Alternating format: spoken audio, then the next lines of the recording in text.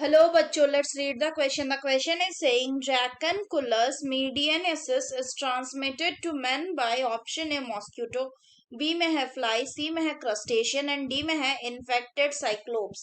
तो आइए देखते हैं हम इसका की कंसेप्ट. तो अगर हम बात करें इसके की कंसेप्ट की तो इसका की कंसेप्ट हो जाएगा ट्रांसमिशन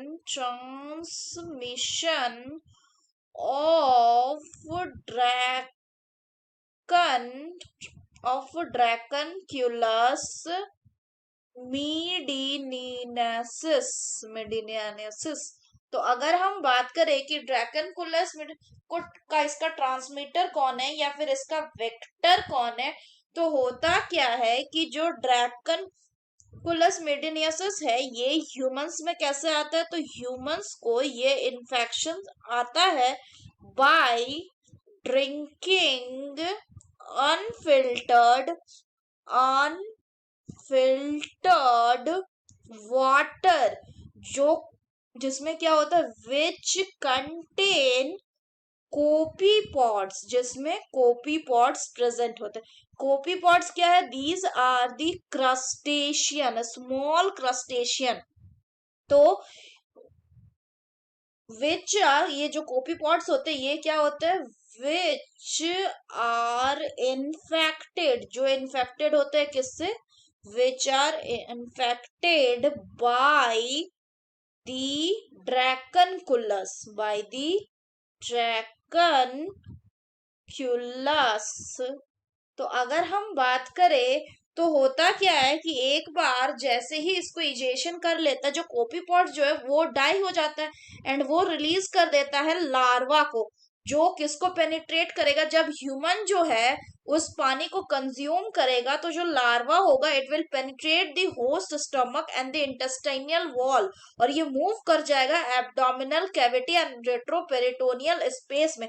वहां पे जाके वो लार्वा मेच्योर करेगा और मेच्योर करके अडल्ट बनेगा एंड कॉपुलेट करेगा. इसके बाद जो मेल वॉर्म होता है वो डाई कर जाता है और जो फीमेल होती है वो माइग्रेट कर जाती है into the subcutaneous tissue toward the skin surface. एक साल बाद जब इन्फेक्शन हो जाएगा तो जो फीमेल वॉर्म है वो ब्लिस्टर कॉज कर देगी स्किन में, generally on the distal lower part. जो फिर ब्लिस्टर है वो रप्चर कर जाएगा और फिर ये जो घाव बना ये जैसे ही पानी के कांटेक्ट में आएगा, जो फीमेल वॉल जो होगी it will emerge and releases the larva. फिर ये जो लार्वा होगा ये फर्दर किसको इन्फेक्ट करेगा? ये कोपीपॉड को इन्फेक्ट करेगा. तो इस तरह से इसका लाइफ साइकिल जो ये चलता है. तो फीमेल एनोफिल्स मॉस्किटो जो होती है वो कैरियर होती है मलेरिया पैरासाइट की. इसी तरह एडिस मॉस्किटो जो है ये डेंगू का भी कैरियर हो सकती है. अगर हम फ्लाइज की बात करें तो फ्लाइज जो है ये किसके कैरियर होते हैं?